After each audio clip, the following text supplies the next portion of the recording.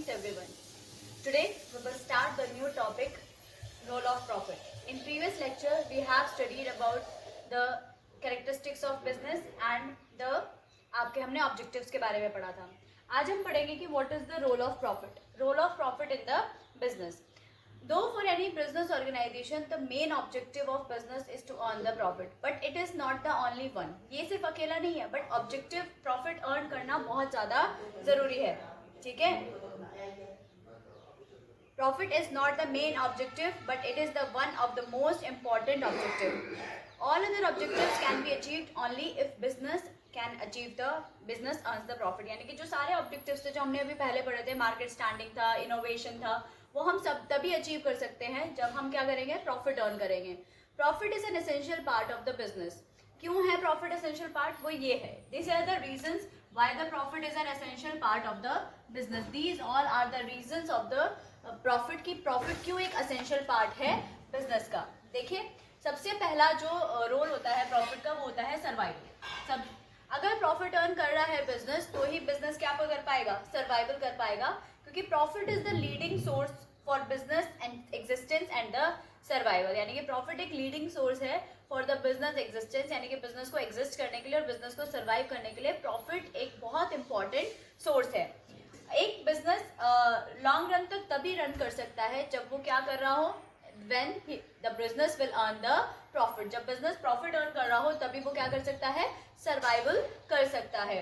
तो प्रॉफिट जरूरी है for the survival. If business wants to survive तो there is a need to earn the profit. दूसरा है efficiency measuring tool. Second point is efficiency measuring tool. That means efficiency को measure करने के लिए. दैट मीन्स अगर कोई business अच्छा चल रहा है, हम उसे देखना चाहते हैं कि वो कितना एफिशिएंट है कितना नहीं है, तो हमें सबसे पहली चीज क्या देखनी होगी, हमें देखना होगा कि उसका प्रॉफिट कितना है. अगर प्रॉफिट ज्यादा है तो ऑब्वियस है कि वो एफिशिएंट है. अगर प्रॉफिट कम है तो उसकी एफिशिएंसी कम है. तो प्रॉफिट इज द यार्डस्टिक. जैसे मैंने आपको पहले बताया था कि profit is the yardstick to measure the business performance. That means अगर हमें बिजनेस परफॉर्मेंस को मेजर करना है तो प्रॉफिट के जरिए हम बिजनेस परफॉर्मेंस को मेजर कर सकते हैं. यानी कि बिजनेस परफॉर्मेंस अगर मेजर की जानी है तो प्रॉफिट के जरिए की जा सकती है, क्योंकि it is the yardstick to measure the business performance success. यानी कि बिजनेस की परफॉर्मेंस और सक्सेस को देखने के लिए. सक्सेस जो है वो और कोई किसी भी बिजनेस एंटरप्राइज का वो किसके ऊपर डिपेंड करता है, on its ability to earn the profit. कोई भी बिजनेस की जो सक्सेस है वो किस पे डिपेंड करती है, on its ability to earn the profits. तो first is survival and second is the efficiency measuring tool. Profit is the efficiency measuring tool. That means if we want to measure the efficiency of the business we have to see कि business में कितना profit earn हो रहा है. दूसरा है facilitates future growth and expansion. ये भी समझ में आ गया होगा. प्रॉफिट सिर्फ फंड से प्रोवाइड नहीं करता. Profit not only provide funds for growth and expansion but it motivate the businessman for the growth and expansion. जब बिजनेस में प्रॉफिट होने लगता है तो ऐसा ही नहीं कि सिर्फ फंड्स मिल रहा है उसे ग्रोथ और एक्सपेंशन के लिए. जब उसे प्रॉफिट होने लगता है तो वो और प्रॉफिट अर्न करने की कोशिश करता है. तो वो मोटिवेट करता है उस बिजनेसमैन को कि कैसे ग्रो और हुआ जाए, कैसे एक्सपेंशन हुआ जाए. तो that means profit doesn't mean that it only provide funds for the growth and expansion, but इसका ये क्या करता है, ये हमें मोटिवेट करता है बिजनेसमैन को to think of the diversification and expansion of the plant and the machinery. यानी कि डाइवर्सिफिकेशन का मतलब है कि क्या क्या चेंजेस किए जाए. जब ज्यादा से ज्यादा प्रॉफिट होता चला जाता है तो बिजनेसमैन ये सोचता है कि अब इसमें क्या चेंजेस किए जाए, कैसे किए जाए. तो जो प्रॉफिट है वो फैसिलिटेट करता है future growth and the expansion. दूसरी चीज आती है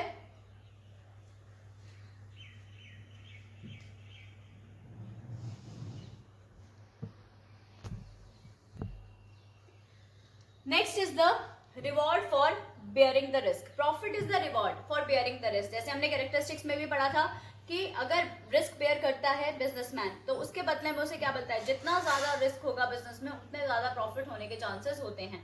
ये एक बिजनेस के लिए बहुत अच्छी सेइंग है कि high risk high profit, less risk less profit. यानी कि बिजनेसमैन जितना ज्यादा से ज्यादा रिस्क शेयर करेगा, रिस्क बेयर करेगा, उतना ज्यादा उसको प्रॉफिट होता है.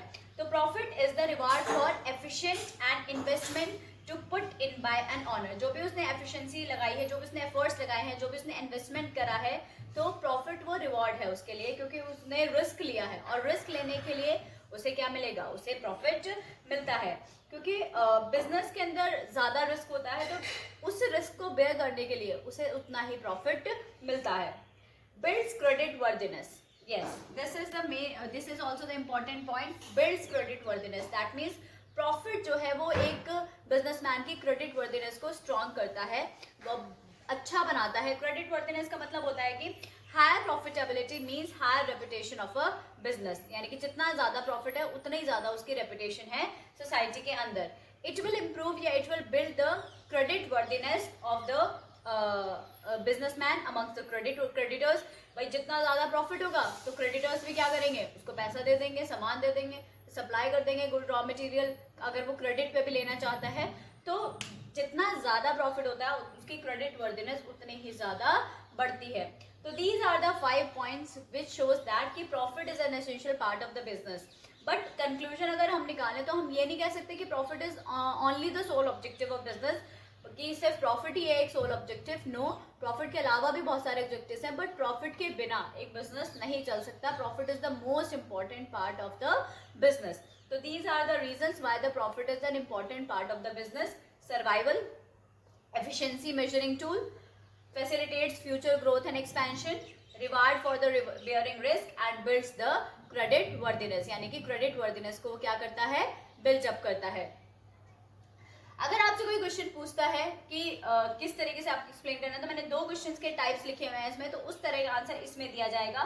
First is the profit is a leading objective but not the only one. Comment करना है तो आपको ये बताना है कि लीडिंग ऑब्जेक्टिव है क्योंकि इस रीजन की वजह से, but not the only one, कि सिर्फ यही नहीं है कि सिर्फ यही ऑब्जेक्टिव है, इसके ये हेल्प करता है फॉर अचीविंग दीज ऑब्जेक्टिव्स, यानी कि सर्वाइवल के लिए, एफिशिएंसी को मेजर करने के लिए, फ्यूचर ग्रोथ एंड एक्सपेंशन के लिए, रिवार्ड फॉर बियरिंग रिस्क है, ये क्रेडिट वर्दिनेस बढ़ाता है। तो प्रॉफिट जरूरी है जो इन सब चीजों के लिए, ठीक है ना। Business expansion and diversification is highly dependent on profit earned, हमें ये बताना है, ये कमेंट करना है, यहाँ पे लिख सकते हैं डू यू एग्री। तो ये क्या है, ये हमारा क्या हो जाएगा, that means business expansion and diversification is highly dependent on profit earned, यानी कि बिजनेस का जो एक्सपेंशन होता है और जो डाइवर्सिफिकेशन होता है वो किसके ऊपर डिपेंड करता है, प्रॉफिट जो हमने अर्न किया है। तो हमें एग्री करना है, तो यस, ये इसके रीजन है। सेम चीज लिखी जाएगी हर तरह के क्वेश्चंस में। अगर प्रॉफिट का रोल पूछा जाता है किसी भी फॉर्म में कि आपको रोल ऑफ प्रॉफिट बताना है, तो we have to write this 5 points. Clear हो गया, ठीक है। तो रोल ऑफ प्रॉफिट क्या है, survival, efficiency measuring tool, facilitates future growth and expansion, reward for risk bearing and builds the credit worthiness. These are the 4 objectives, 5 role of profit, यानी कि profit क्या क्या काम करता है। just note it down fast.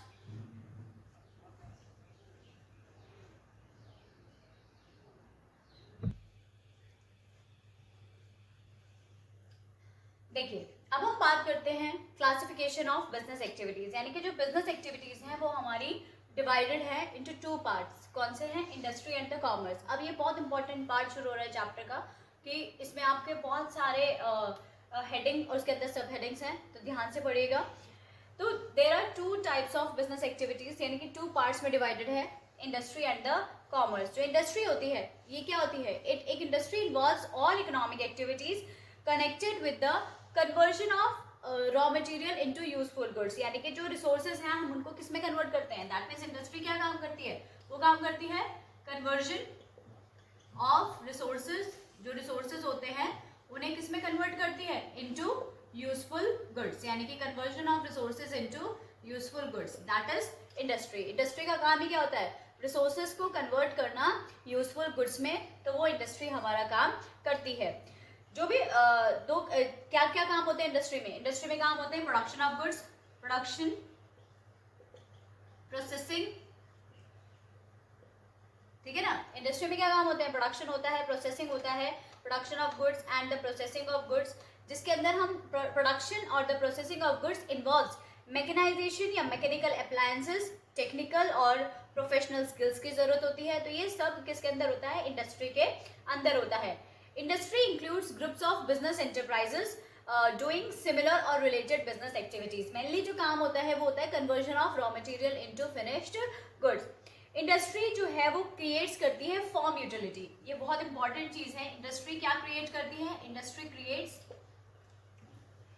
Creates form utility, very important part of the chapter. Industry creates form utility. Form utility का मतलब होता है that means by it converts the factors of production जो भी हमें रिक्वायर्ड होते हैं बाय द कंज्यूमर्स, यानी कि इंडस्ट्री जो प्रोड्यूस करती है, फॉर्म का मतलब फॉर्म कर देती है, चेंज कर देती है। किसको चेंज कर देती है? यूजफुल गुड्स में कन्वर्ट कर देती है रिसोर्सेज को। रिसोर्सेज जो है कन्वर्ट हो जाते हैं यूजफुल गुड्स में। फॉर एग्जाम्पल जैसे हम ये दोनों तरह के गुड्स बनाती है इंडस्ट्री, कंज्यूमर गुड्स भी और प्रोड्यूसर गुड्स भी। यानी कि कंज्यूमर गुड्स वो जो कंज्यूमर को परचेज किया जाता है और प्रोड्यूसर गुड्स वो जो प्रोड्यूसर परचेज करता है फॉर द फर्दर प्रोडक्शन। तो ये दोनों तरह की गुड्स बनाती है। अब जैसे फॉर एग्जाम्पल टेक्सटाइल इंडस्ट्री है, तो टेक्सटाइल इंडस्ट्री के अंदर हर तरह का बिजनेस ऑर्गेनाइजेशन इंक्लूड होता है, जैसे कि मैन्युफैक्चरिंग होता है, प्रोसेसिंग होता है, सेलिंग होता है, जैसे यार्न बिकता है, फैब्रिक बिकता है, रेडीमेड गारमेंट्स बिकते हैं। तो बहुत बड़ा होती है ये। तो ये इसको हम इंडस्ट्री बोलेंगे क्योंकि ये पूरी इंडस्ट्री होती है, उसके अंदर छोटी छोटी फर्म्स होती हैं, समझ गए। दूसरा होता है इलेक्ट्रॉनिक इंडस्ट्री, जिसके अंदर बहुत सारी कंपनीज इंक्लूड होती हैं जो प्रोडक्शन ऑफ इलेक्ट्रॉनिक गुड्स करती हैं, जैसे कि टीवी हो गया, फ्रिज हो गया, माइक्रोवेव हो गया। तो ये सारी चीजें किसके अंदर आएंगी? ये किसका पार्ट होंगी? इलेक्ट्रॉनिक इंडस्ट्री का पार्ट होंगी। ये कोई टीवी की इंडस्ट्री नहीं है, टीवी की तो फर्म है, इंडस्ट्री जहाँ प्रोडक्शन होता है, बट ये पूरी अगर मिलाएंगे तो उसको क्या बोलेंगे? Electronic industry. क्लियर हो गई बात? तो इंडस्ट्री का मतलब क्या होता है? इंडस्ट्री क्या करती है? Conversion of resources into the useful goods. इसके अंदर क्या होता है? प्रोडक्शन, प्रोसेसिंग, जो production and processing of goods होता है, ये नेक्स्ट था, ये नेक्स्ट है, और ये it creates the form utility. Very important line. Form utility का मतलब ये फॉर्म करता है, रिसोर्सेज को कन्वर्ट करता है into the useful goods. Clear है? कॉमर्स हम बाद में एक्सप्लेन करेंगे, आज हम पहले इंडस्ट्री ही करते हैं कि इंडस्ट्री का मतलब क्या होता है। अब इंडस्ट्री जो होती है it is divided into three parts, sorry, it is divided into three parts. Industry को क्लासिफाई करेंगे थ्री पार्ट्स में, हम एक एक करके पढ़ेंगे। बहुत इंपॉर्टेंट है, ध्यान से पढ़ना, अपनी नोटबुक में चार्ट बनाते जाना। एक तो होती है प्राइमरी इंडस्ट्री, एक होती है सेकेंडरी इंडस्ट्री, और एक होती है टर्शियरी इंडस्ट्री। प्राइमरी, सेकेंडरी और tertiary industry. First of all हम आते हैं प्राइमरी इंडस्ट्री पे। प्राइमरी इंडस्ट्री क्या होती है? प्राइमरी इंडस्ट्रीज वो इंडस्ट्रीज होती हैं with the activities which is related to extraction of, ध्यान से देखना, the activities which is related to extraction, क्या है? Extraction and production of natural resources. Very important. जो प्राइमरी इंडस्ट्री के अंदर क्या होता है? प्राइमरी मतलब फर्स्ट स्टेज क्या होती है? जब हम नेचुरल रिसोर्सेज का एक्सट्रैक्शन करते हैं, extraction and production of natural resources.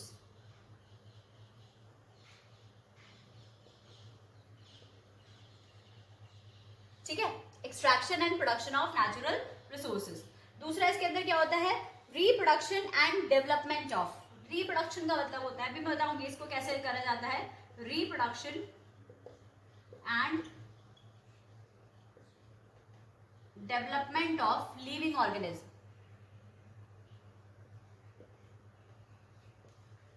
Development of living organism, plants etcetera. अब ये क्या है? प्राइमरी इंडस्ट्री में जैसे कि एग्रीकल्चर है, एग्रीकल्चर किस कैटेगरी में आएगा? Extraction and production of natural resources. Fishing है, वो किसके अंदर आएगी? Reproduction and development of living organism, जैसे डेयरी फार्मिंग होती है, फिर प्लांट्स का जैसे नर्सरी होती है, तो ये सब किसके अंदर आएगा? Reproduction and development of the living organism and the plants. तो जो प्राइमरी इंडस्ट्री होती है वो दो काम करती है। एक तो क्या काम करती है? Extraction and production of natural resources and the reproduction and development of the living organism and the plants. अब जो हमारी प्राइमरी इंडस्ट्री होती है, यही primary industry is divided into two parts. ठीक है, primary industry is divided into two parts. कौन कौन से? एक तो एक्सट्रैक्टिव इंडस्ट्री और एक जेनेटिक इंडस्ट्री। अब ये वर्ड से ही समझ में आ रहा होगा, जेनेटिक इस कैटेगरी के अंदर आएगी और एक्सट्रैक्टिव इस कैटेगरी के अंदर आएगी। दैट मीन्स एक्सट्रैक्टिव इंडस्ट्रीज वो इंडस्ट्रीज होती हैं, दीज इंडस्ट्रीज ड्रॉ और extract products from the natural resources. ये जो मैंने पहली वाली लाइन लिखी है वो एक्सट्रैक्टिव इंडस्ट्रीज के लिए है कि एक्सट्रैक्टिव इंडस्ट्रीज क्या करती हैं?